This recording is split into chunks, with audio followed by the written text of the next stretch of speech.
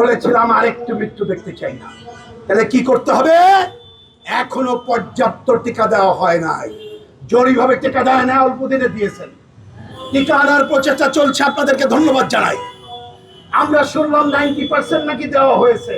তথ্য যদি সত্য হয় ধন্যবাদ জানাই, কিন্তু বলি প্রচার নাই কেন? কেন জরুরি অবস্থা ঘোষণা করে কোভিডের সময় যেভাবে জরুরি অবস্থা গ্রহণ করেছিলাম হচ্ছে না কেন? এখন মারা যাওয়ার খবর দেখছি, হামে আক্রান্ত হওয়ার পরে আইসিইউ নাকি নাই। একটা অদ্ভুত জিনিস দেখবেন, আমি সাংবাদিক ভাইদের অনুরোধ করবো, আমি তো ভাই সাংবাদিক না, যদি দেখি যখন একটা প্রচার প্রপাগান্ডা হয়, ধরেন একটা হসপিটালে গেল, হসপিটাল চিন্তা করে যদি সে মারা যায় তখন সে নিজে না রেখে আরেক জায়গায় পাঠায় দেয়। এইটা চলবে না। প্রতিটি হসপিটালের দায়িত্ব নিয়ে কাজ করতে হবে। আইসিইউ কেন থাকবে না?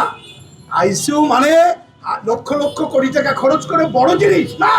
আমরা ডাক্তারদের সাথে কথা বলেছি, আমাদের ডাক্তাররা আছে, বলেছে জরুরি ভিত্তিতে অক্সিজেন সাপ্লাই সহ যদি যোগ্যতা সম্পন্ন ডাক্তার নিয়ে টেম্পোরারি আইসিইউ করা যায় তাহলে সেইটা করেন, মানুষ বাঁচান। কই সেই ভূমিকা তো দেখছি না। আর খবর বেরোচ্ছে যে আক্রান্ত হওয়ার পরে যদি বাড়িও যায় রিস্ক থাকে, কারণ এই যে গরিব মানুষ, সাধারণ মানুষ অপুষ্টিতে ভুগছে, তাহলে পুষ্টিকর খাবার দেন, এই কাজগুলো করেন। এইটা যদি করা যায় তাহলে আপাতত হয়তো আমরা শিশু মৃত্যুর হার কমাতে পারবো। আর বিচার করতে হবে যাতে আর কেউ কোনোদিন এ ধরনের নিয়ম না করতে পারে। একই সাথে শেষ কথা বলি, আমাদের এইবারের মধ্য দিয়ে স্বাস্থ্য ব্যবস্থার একটা চেহারা ফুটে উঠলো।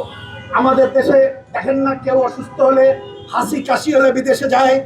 সম্প্রতিকালে ক্ষোভের সাথে লক্ষ্য করলাম আমাদের রাষ্ট্রপতি, অনেকদিন তার প্রতি অবিচার করা হয়েছে, কোথাও যেতে দেওয়া হয়নি ঠিক, কিন্তু কি এমন ঘটনা ঘটলো, উনি আগে হার্টের চিকিৎসা করিয়েছিলেন বিদেশে, চেক আপ করতে হবে, বাংলাদেশে তো সম্ভব ছিল, অথবা অন্য দেশে যেতে পারতো। 22 জনের বহর নিয়ে উনি লন্ডনে এবং অন্য জায়গায় গেলেন। ওই টাকার অভাব তো দেখছি না। তাহলে এইটা কেন? এই সরকারের অনেকে আছেন, তারা এই আর্থিক দুরবস্থার সময় পৃথিবীর বিভিন্ন দেশে গেলে যে হোটেলে থাকতে হয় তার টাকা বাড়ানোর জন্য ওনারা একমত হচ্ছে। ওনারা পার্লামেন্টে, অনেক পার্থক্য আছে, কিন্তু এলাকায় গেলে গাড়ি দিতে হবে তাতে একমত হচ্ছে। এই পার্লামেন্ট ইতিমধ্যে যা করেছে জনগণের স্বার্থ ফেল করেছে। তাই আজকে এই রাস্তায় দাঁড়িয়ে আমাদের দ্বিতীয় পার্লামেন্ট বসাতে হচ্ছে। এইটাই হবে জনগণের পার্লামেন্ট। এইখানকার বক্তব্য পরিষ্কার। আগামী বাজেট আসছে, স্বাস্থ্য খাতে পর্যাপ্ত বাজেট দেখতে চাই।